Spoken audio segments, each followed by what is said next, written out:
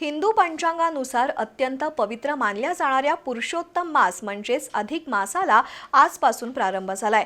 15 जून पर्यंत असणाऱ्या अधिक मासात धार्मिक विधी, जप, तप, दान, धर्म आणि कौटुंबिक धार्मिक कार्यक्रमांना विशेष महत्त्व आहे। दर 3 वर्षांनी येणारा हा अधिक मास भगवान विष्णूंच्या उपासनेसाठी अत्यंत महत्त्वपूर्ण मानला जातो। ज्या चांद्र महिन्यात सूर्याचा राशी प्रवेश नसतो त्याला अधिक मास म्हटलं जातं। दर 3 वर्षांनी हा योग येतो आणि 2 अधिक मासामध्ये कमीत कमी 27 ते जास्तीत जास्त 35 महिन्यांचं अंतर असतं। आजपासून हा अधिक मास सुरू झाला असून तो 15 जून पर्यंत असणार आहे।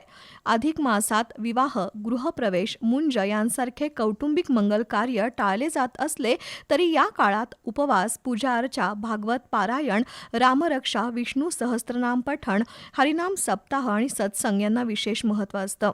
मंदिरांमध्ये विविध धार्मिक कार्यक्रम, कीर्तन आणि प्रवचन असे कार्यक्रम होतात।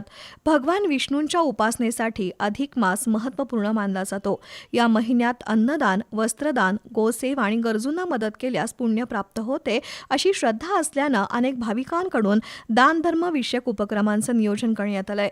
महिलांकडून व्रत, उपवास करून कुटुंबाच्या सुखसमृद्धीसाठी प्रार्थना केली जाते। कौटुंबिक दृष्टीनंही अधिक मासाला मोठं महत्त्व आहे। घरातील सदस्य एकत्र येऊन पूजा, पारायण आणि धार्मिक ग्रंथांचं वाचन करतात।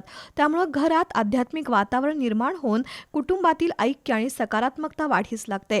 धार्मिक बरोबरच कौटुंबिक पातळीवरही अधिक मासाला महत्त्व आहे। या महिन्यात सुवासिनींना जोडवी दिली जातात तर भगवान विष्णूंना अनारसांचं दान नैवेद्य रूपानं दिलं जातं। जावई हा सुद्धा विष्णूचाच अवतार मानून 33 अनारसे भेट देऊन त्याचाही मान सन्मान केला जातो। अधिक मासाचा आजचा पहिला दिवस आणि त्यातही रविवार सुट्टीचा दिवस असा दुहेरी योग साधून श्री अंबाबाई देवी दर्शनाला भाविकांनी गर्दी केली होती।